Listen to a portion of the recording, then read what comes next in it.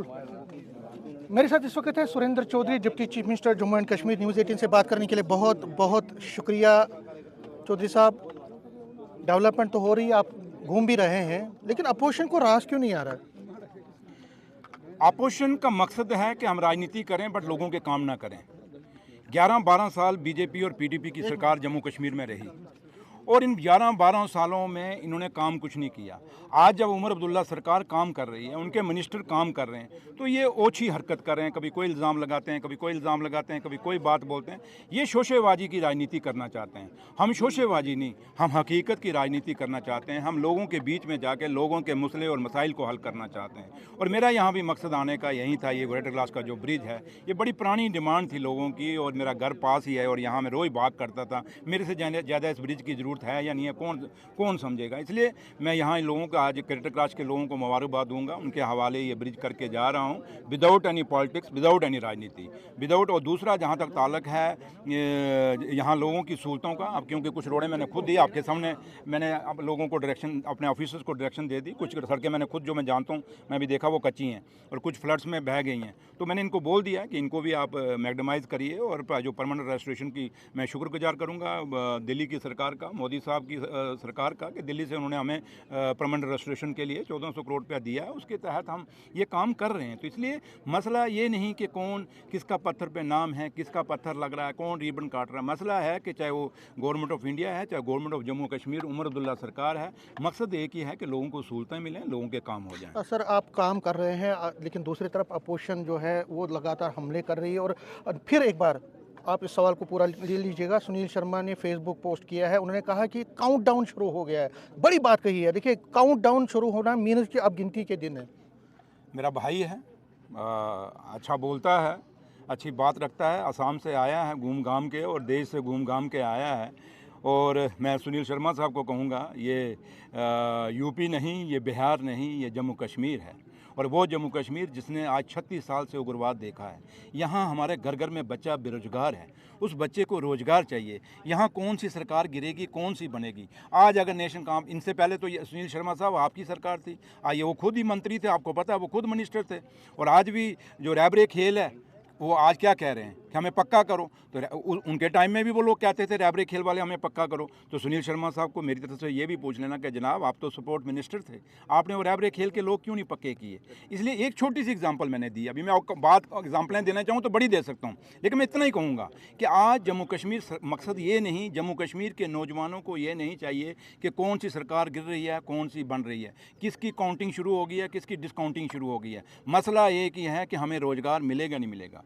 ये जो आज एक दिन आपने एक बीजेपी का नेता देखा तो कॉकरोच को कैसे ऐसे लटका रहा था, जिंदे कॉकरोच को, और कह रहा था बोल तुझे मार दिया जाए न छोड़ दिया जाए। तो वो लोग, जब वो उधर से गाना गा रहा था तो इधर से लोग गा रहे थे, कहते तू ठहर जा, फिर हम तुझे पूछेंगे तुझे मार दिया जाए या छोड़ दिया जाए। निशार वाले लोगों ने एक बार तो गड्डी टोरी है उसकी। आज वो कॉकरोच को लटा, उसके पीछे कॉकरोच ना लगाए तो क्या पता है। सर, डिप्टी सीएम साहब, 3 तारीख को बहुत इंपॉर्टेंट मीटिंग होने वाली है। उमर साहब ने सभी लेजिस्लेटर्स को लेटर लिखा है और कहा जा रहा है कि स्टेटहुड पर आगे की रणनीति होगी और गवर्नेंस का रिव्यू लिया जाएगा, जो मिनिस्टर्स के रिव्यू। क्या क्या एजेंडा रहेगा मीटिंग? देखिए, जहाँ तक ये अच्छी बात है कि हम, और अकाउंटेबिलिटी, चाहे वो मिनिस्टर हैं चाहे वो एमएलए हैं, उनकी होनी चाहिए। और मेरा कायद और जम्मू कश्मीर के मुख्यमंत्री कायदे सानी डॉक्टर फारूक अब्दुल्ला, जो हमारे पार्टी के प्रेसिडेंट हैं, वो समझते हैं कि मिनिस्टरों की भी अकाउंटेबिलिटी रहनी चाहिए। इसलिए उन्होंने मीटिंग बुलाई है। वो अकाउंटेबिलिटी मिनिस्टरों को भी पूछेंगे क्या काम आपके डिपार्टमेंटों ने किए हैं, एमएलओ को ये पूछेंगे कि बताएं आप अपने अपने इलाके में क्या कर रहे हैं। दूसरा सबसे बड़ा मुद्दा जहाँ ताल्लुक है आज स्टेट का, जो आम लोगों की आवाज़ है, वो स्टेटहुड की है। और जब तक स्टेटहुड नहीं मिलता, आप समझ सकते हैं, जो पढ़े लिखे जर्नलिस्ट हैं, जिनको टीआरपी नहीं चाहिए, जिनको जम्मू कश्मीर की बेहतरी चाहिए, वो समझते हैं क्या मैं बात बोल रहा हूँ। बात यह है कि हम जब पैसा, हमें आज की डेट में जब पैसा आता है वो यूटी के मुताबिक आता है, बट जम्मू कश्मीर की ज़रूरतें क्या हैं, इसकी आबादी क्या है, इसके एरिया क्या है, इसका जो एरिया है वो एक स्टेट के मुताबिक है। जो पहाड़ हैं, दरिया हैं, पॉपुलेशन है, सब कुछ है, वो सारा एक स्टेट के बराबर है। लेकिन हमें स्टेटस यूटी का दिया हुआ है। और जब दिल्ली से फंडिंग होती है, इसमें दो राय नहीं कि अगर दिल्ली पैसा ना दे तो हमारे मुलाजमत मुलाजमों की सैलरी भी नहीं आ सकती, ये आप लोग जानते हैं। और ये आज से नहीं, ये 47 से जब से देश आज़ाद हुआ है, जम्मू कश्मीर बना है, तब से ही हमें पैसा जब तक दिल्ली ना दे, चाहे कोई भी सरकार हो, जम्मू कश्मीर का खर्चा नहीं चल सकता। इसलिए आज जब हमें पैसा मिलता है वो यूटी के मुताबिक मिलता है, बट हमारे खर्चे जो हैं वो स्टेट के मुताबिक हैं। इसलिए हम कहते हैं कि हमारा स्टेट का दर्जा मिले, ताकि जो हमारे पैसे हैं, जो हमारा हिस्सेदारी है, बराबर किया है, तब जाके आज हम एक डेली वेजर नहीं लगा सकते। आपके सामने अगर आप पीएचई डिपार्टमेंट की बात करें तो एक एक जो हमारा पंप है उसको कितने कितना वर्कर चला रहे हैं, एक एक वर्कर जो है 4-4 पंप चला रहा है, एक एक लाइनमैन 10-10 पंचायतें देख रहा है। आप जाएं गांव में देखें, जाके शहर में भी आप देखें कितने एक एक लाइनमैन पे प्रेशर है। बट हम नए डेली वेजर नहीं लगा सकते, हम नए रिक्रूटमेंट नहीं कर सकते। आपके सामने बच्चे पोस्ट ग्रेजुएट हैं, हम टीचर भर्ती नहीं कर सकते, क्योंकि यही भी जो सुनील शर्मा से की बात कर रहे हैं या पीडीपी की बात कर रहे हैं, इन्हीं के टाइम में तो ये टीचर की पोस्टें फ्रीज हुई थी।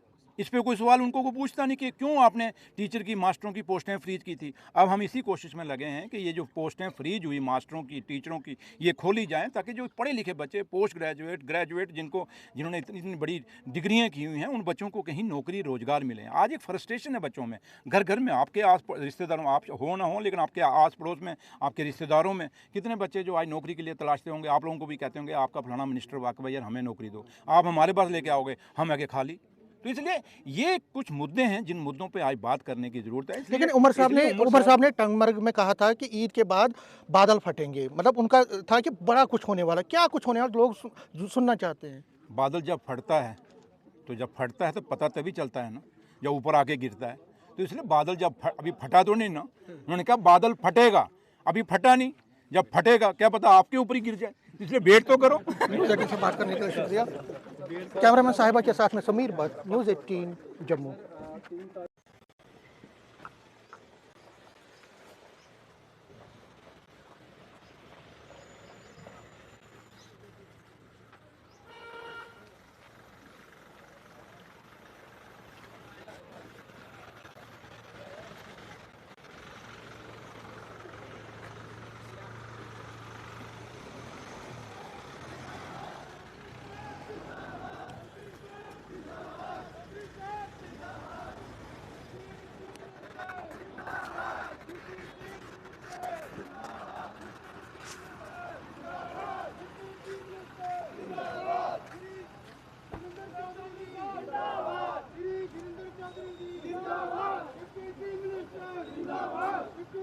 नमस्कार।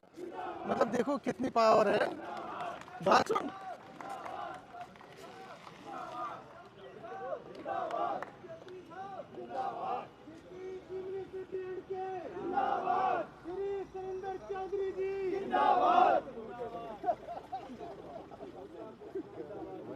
चौधरी साहब जिंदाबाद, डिप्टी चीफ मिनिस्टर साहब, चौधरी साहब, चौधरी साहब,